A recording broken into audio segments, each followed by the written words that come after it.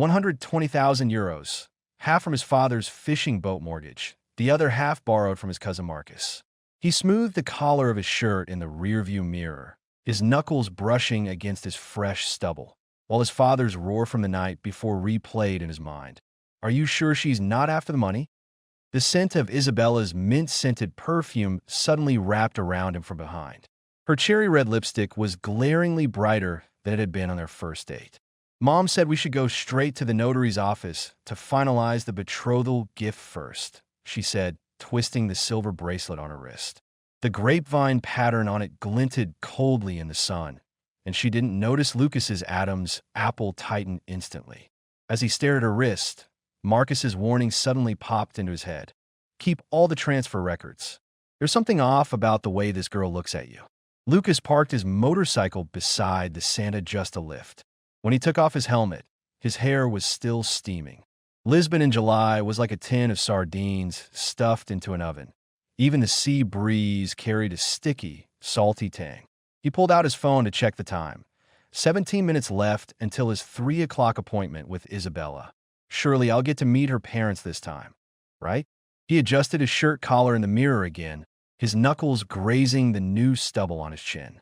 The previous week, in a small tavern in the Alfama district, Isabella had pushed a lemon martini toward him and said, "Dad said he wants to see your sincerity first."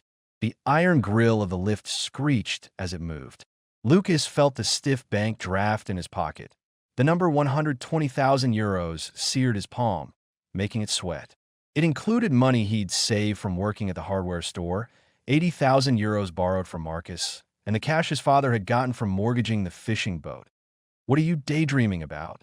Isabella suddenly appeared behind him, her mint perfume mixed with the smell of sunscreen. She was wearing cherry red lipstick today, brighter than the shade she'd worn on their first date. Lucas noticed. Are your parents here yet? His voice was hoarser than he'd expected. Isabella twisted the silver bracelet on her wrist. Sunlight danced on the grapevine pattern engraved on its surface.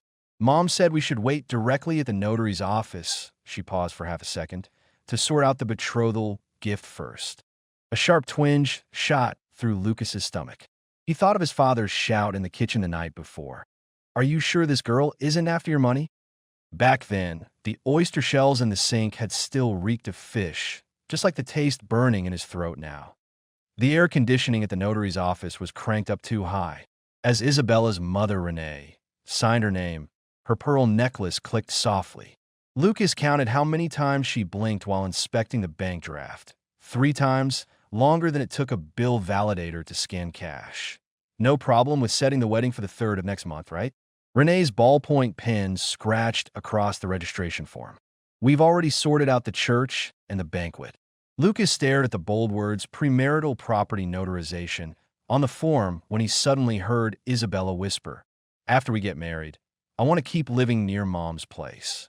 The glitter on her nails shimmered coldly under the document lamp, like a warning. The number 28 tram on the way back was packed with tourists.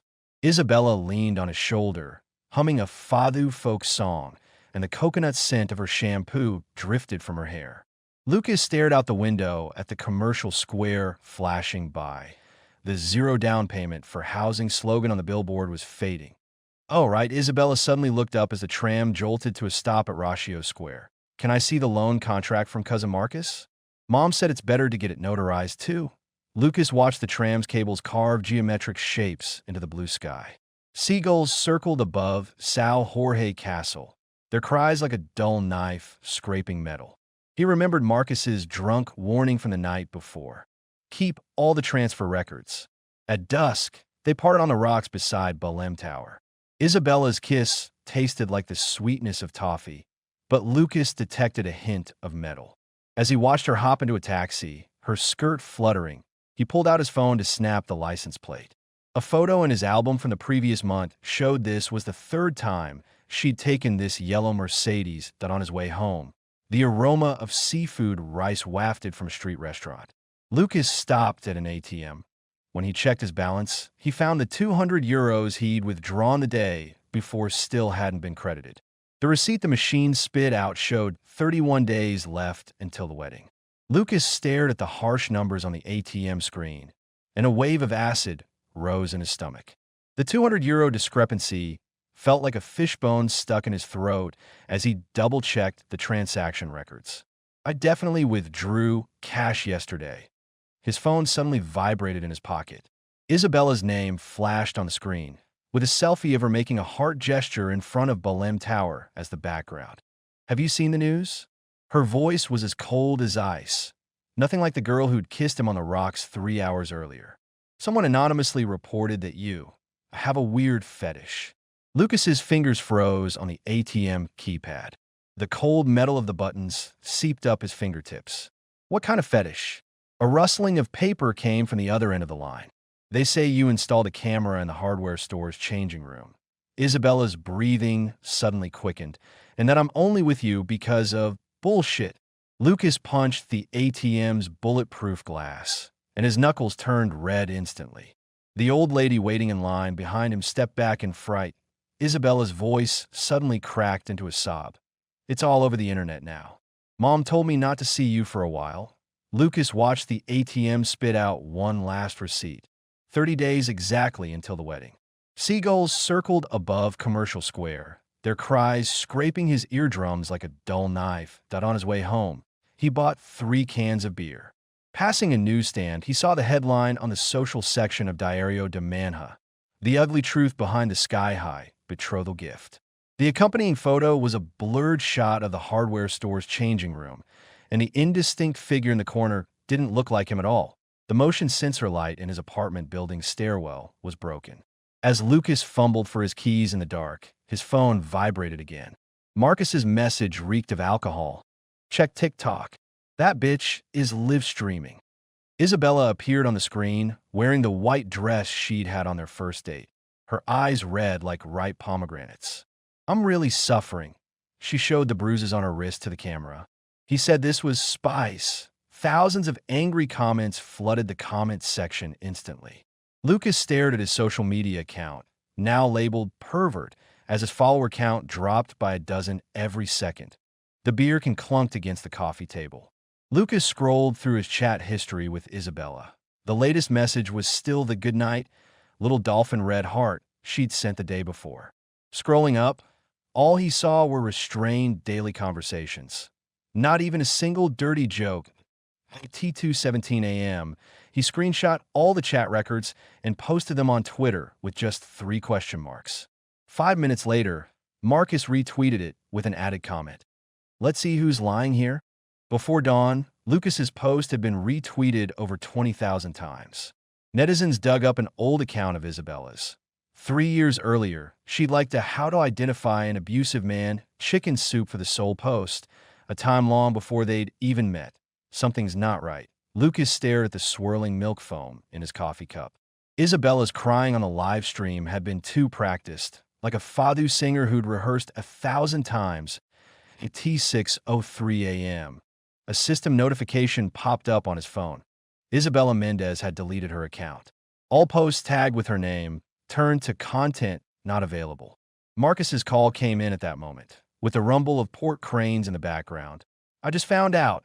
Her older sister also backed out of an engagement and returned the betrothal gift 5 years ago. Lucas walked to the window. In the morning light, the familiar yellow Mercedes glided past the corner. A figure wearing a cherry-red baseball cap was faintly visible in the back seat. Lucas's fingers tightened on the window frame until his knuckles turned white. As the yellow Mercedes rounded the corner, the figure in the back seemed to glance back. Marcus, are you sure it was her older sister? His voice was tight, and the bitter taste of beer still lingered in his throat, but a click of a lighter came from the other end. Dead sure. Mariana Mendez, the one who called off the engagement in 2018. She used the exact same excuse to return the betrothal gift. Marcus exhaled a cloud of smoke. So the guy was violent. The sweet, burnt aroma of egg tarts wafted up from the cafe downstairs. Lucas stared at the live stream recording he'd just saved on his phone. The edges of the bruises on Isabella's wrist were too neat, like they'd been drawn with an eyebrow pencil. There's a mediation at the city hall at 3 p.m. Are you coming? Hell yeah, I'm coming. Marcus's voice suddenly rose. That 80,000 euros is what I've been saving to marry Sophie. When he hung up, Lucas noticed 4 half-moon indentations in his palm. The refrigerator still had a shopping list Isabella had written, her round handwriting scrawled with champagne for the wedding. The air conditioning in the City Hall mediation room hummed. Isabella sat across the long table from him, the glitter on her nails replaced with matte nude polish. Her mother Renee's pearl necklace glinted coldly at her neck, like an elegant shackle. My client demands the full return of the betrothal gift. Lucas's lawyer pushed a list across the table, including the 8,000 euros spent on the engagement banquet. Renee's ballpoint pen poked a hole in the paper. We already had the ceremony, her mouth turned down. By custom, we only need to return half. Mediator Mrs. Sophia flipped through the documents, the silver pendant on her glasses chain swaying gently. Ms. Mendez, can you explain why you suddenly called off the engagement? Isabella's mascara was smudged. He was in the changing room. She didn't finish her sentence before she started sobbing, her shoulders shaking like a boat in a storm. Lucas stood up abruptly, his chair scraping loudly against the floor. That's not me at all. The surveillance camera can prove I was inventorying the warehouse that day. Calm down. Mrs. Sophia pressed her hand to his arm. Her touch felt like dry parchment. She turned to Isabella. Do you have any evidence? Renee cut in suddenly. My daughter's so scared she's developed depression. She pulled a medical certificate out of her Gucci handbag. And we haven't even asked for compensation for emotional distress yet. Marcus let out a cold laugh from the corner. What a coincidence. My cousin has depression too. He held up his phone. Wanting to read you the party video Ms. Isabella posted last week. She seemed pretty happy then. Isabella suddenly looked up, her lips trembling. You don't understand anything. Her voice was as faint as a mosquito's buzz. I have to save up for my 2 brothers' betrothal gifts. Mrs. Sophia's pen paused on the paper, leaving an ink blot. What do you mean by that? Renee yanked her daughter's arm hard. What are you talking about? Her pearl necklace clattered. We're a respectable family. The mediation ended in a deadlock. Lucas stopped Isabella in the hallway. What's really going on? The smell of her mint perfume mixed with sweat, and there was a fresh scratch on the inside of her wrist. Don't ask. Her eyes darted to her mother, who was signing papers nearby. They'll kill me. Marcus sauntered over, chewing gum. Meet at Old Captain's bar tonight. I found something interesting. He raised his voice on purpose. Renee's pen scratched a long line across the paper. The S-knife fell. Lucas spotted Anna in the darkest corner of the bar. Isabella's best friend stirred her mojito with a straw. The clink of ice sounded like a tiny alarm. She's always been like this, Anna suddenly spoke, her nails picking at the water droplets on the glass. Every time she gets engaged, it's like going to the gallows. Marcus slammed a glass of whiskey on the table. This is the 3rd time, right? Does her family make a living off this? Anna's collarbones jutted sharply under her spaghetti-strap dress. Last month, when she was drunk, she said, she lowered her voice suddenly. Her parents beat her with a belt because she didn't get enough money from returning the last betrothal gift. A sharp pain twisted Lucas's stomach. He thought of how Isabella always wore high-necked shirts, even in July. Where's the evidence? Marcus leaned forward, beer foam sticking to his stubble, that Anna's phone vibrated on the table. The screen lit up with a voice message from Isabella. Please don't tell anyone. A dull thud, like something heavy hitting the floor, could be heard in the background. I have this. Anna played a recording. Isabella's drunk voice drifted out. Mom said this time we have to hold out until we get the church's final payment. My brother's prep school tuition. Marcus suddenly slammed his fist on the table, knocking over the salt shaker. Fuck. I found a case their family had in Porto 10 years ago. He pulled out a crumpled printout. Look at the excuse they used to call off the engagement. Even the wording is the same. Lucas stared at the blurry photo on the paper. A younger Renee was linking arms with another man, standing in front of the same notary's office. Dizziness washed over him as he thought of his father's mortgaged fishing boat and the non-existent camera in the hardware store's changing room. See you in court. He grabbed his jacket, his sleeve brushing against Anna's wine glass. The sound of the foam popping was like a carefully maintained lie being exposed. Anna suddenly grabbed his wrist. Her phone is tracked to the old warehouse at the docks. Her manicure dug into his skin. She said she had to go get something. Marcus was already on the phone. Sophie? Get our lawyer here now. His eyes glowed red under the neon lights. This time we're peeling off this family's mask for good. The back door of the bar burst open suddenly. The driver of the yellow Mercedes stumbled in, his tie askew. Something's wrong. The Mendez boys are on their way here with sticks. Lucas felt his phone in his pocket. The recording function was still blinking. The distant hoot of a ferry at the port sounded like a long sigh. His fingers tightened on the record button until his knuckles turned white. The cold wind from the bar's back door rushed in, carrying the smell of the sea and flipping the driver's tie. How many of them are there? His voice was so low it was almost a whisper, as if he was afraid of disturbing Isabella's drunk voice on the recording. 3, all with golf clubs. The driver wiped his sweat, his sleeve brushing Lucas's arm. One of the boys said they're going to dump you in the Tagus River to feed the eels. Marcus suddenly grinned, revealing a chipped canine. What a coincidence. My cousin's on duty at the dock police station. His phone screen lit up, showing he was dialing an emergency number. Want to bet whose people get here first? And his nails dug deeper into Lucas's wrist. Isabella's still at the warehouse. Her lips trembled like leaves in the wind. She said she had to get something back. The recorder suddenly beeped, a low battery warning. Lucas stared at the blinking red light, thinking of the stack of notarized documents in the hardware store's safe. The way Isabella's mother had inspected the bank draft back then was just like a fishmonger picking over dead fish. Let's go. Marcus hauled him to his feet, and the chair they knocked over scraped across the tile floor with a shrill sound. The neon tubes in the back alley fizzed, illuminating a baseball bat leaning against the wall that Anna's high heels slipped on the asphalt. She sent me her location. A red dot flashed on the warehouse district near the port on her phone map.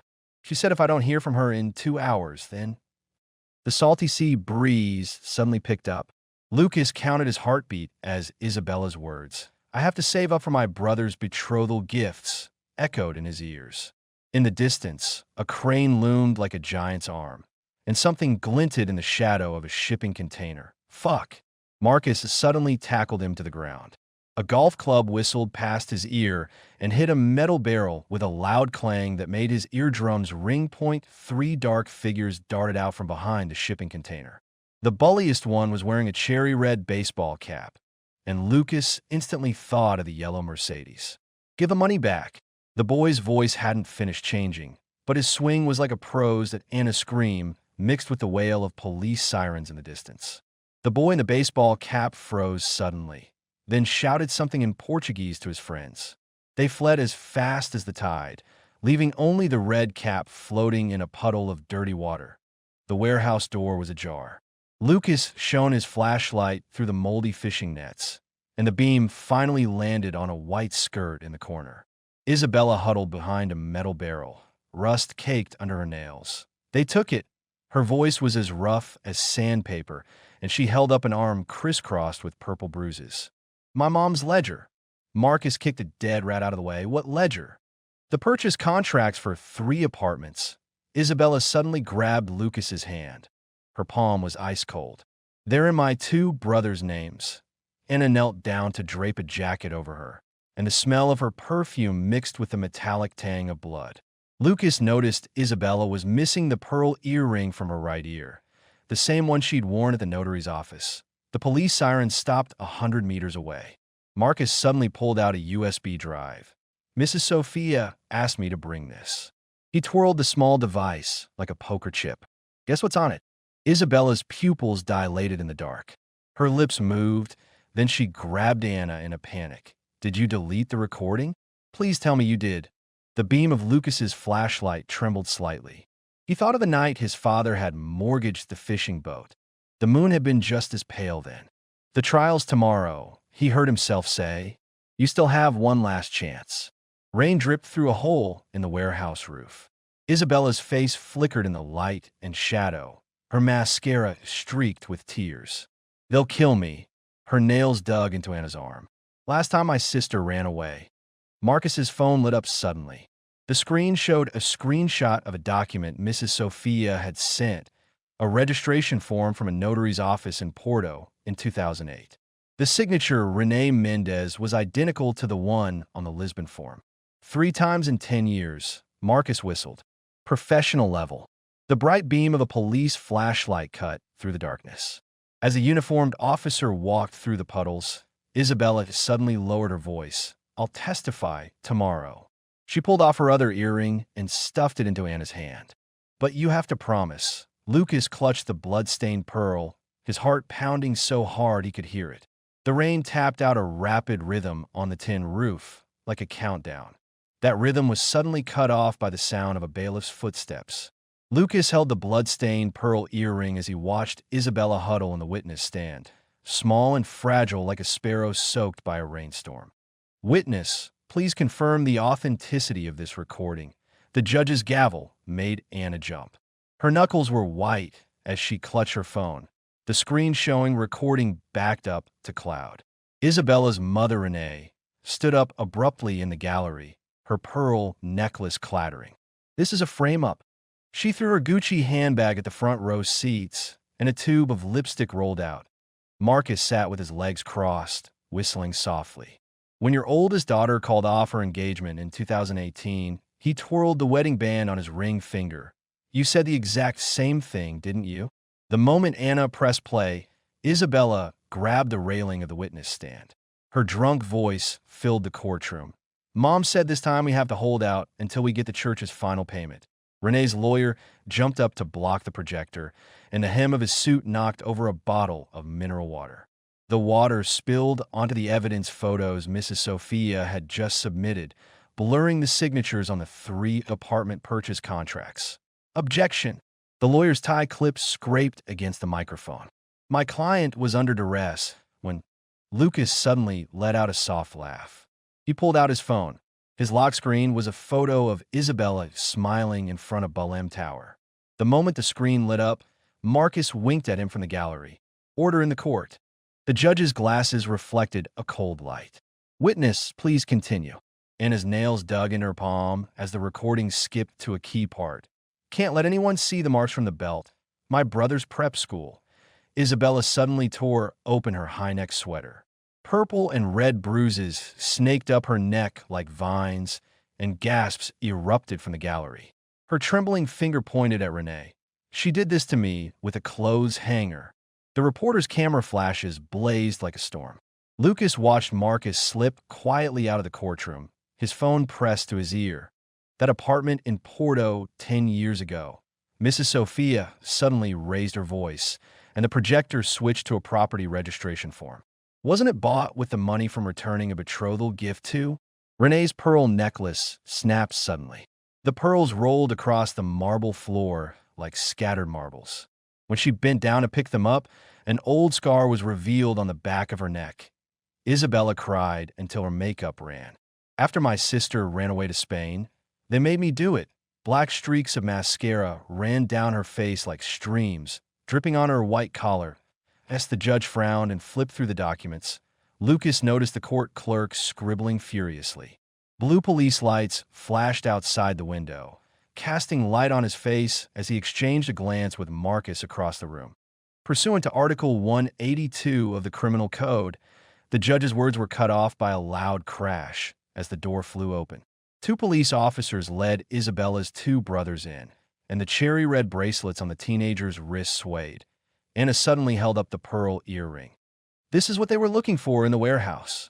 The tiny account number and password engraved on the back glinted coldly in the light. Renee let out an animalistic scream and lunged at her daughter, but the bailiff's taser crackled.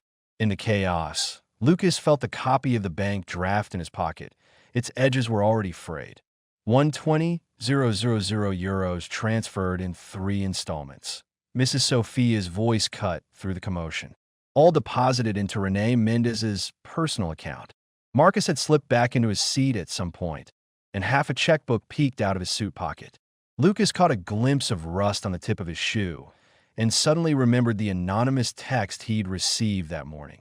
The fishing boat mortgage release documents have been sent. Isabella slouched in the witness stand, empty and listless like a doll with its strings cut.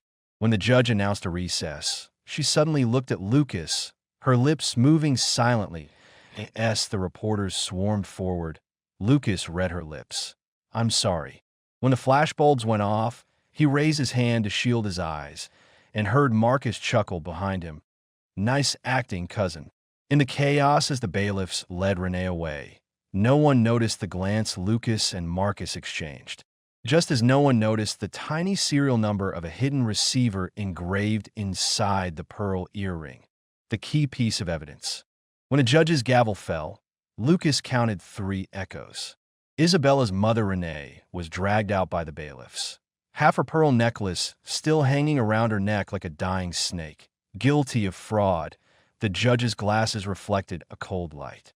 Sentenced to 5 years in prison. Marcus whistled softly from the gallery as he tapped his phone screen. Lucas saw him send a message to Sophie. "Did you get the fishing boat mortgage release documents?" Isabella stood trembling in the witness stand, her nails digging into the wooden railing. 6 months of community service. The judge turned to her. "Given your voluntary confession and status as an accomplice under duress."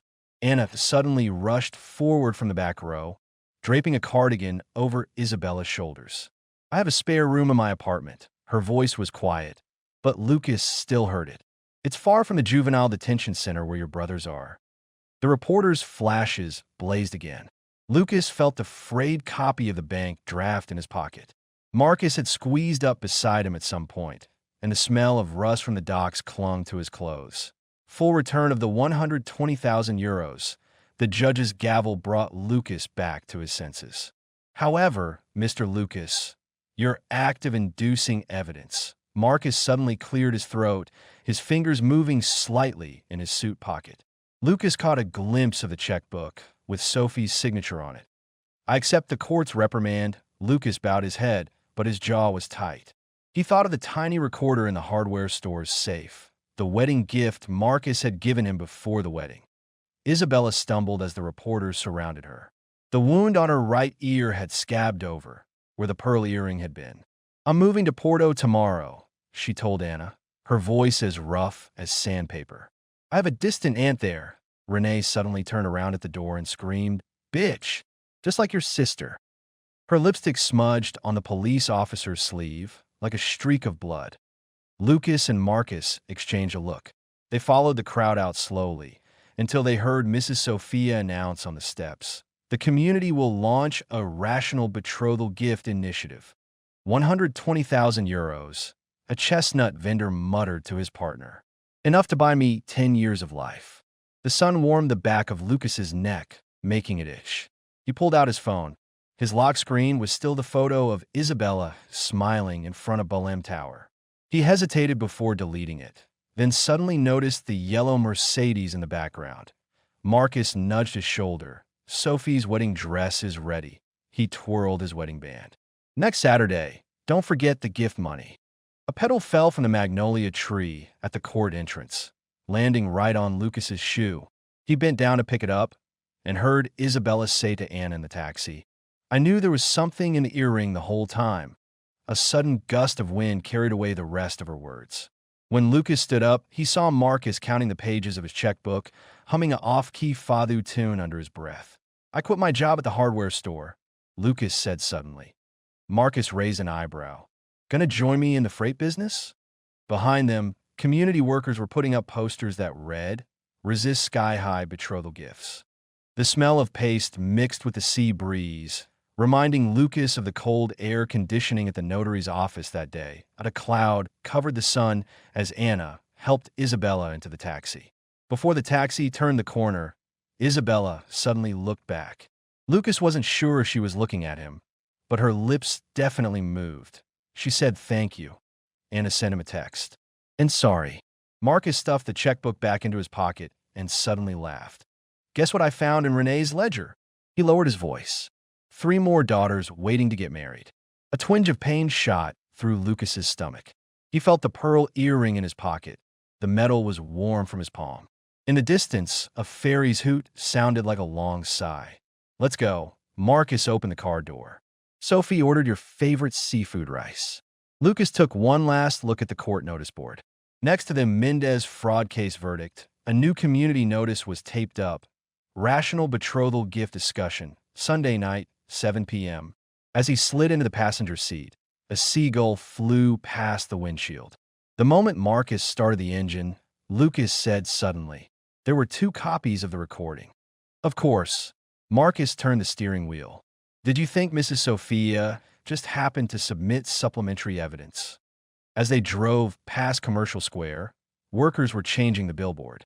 Under the new zero down payment for housing slogan, a line of small text glinted in the sun. Marriage is not a transaction.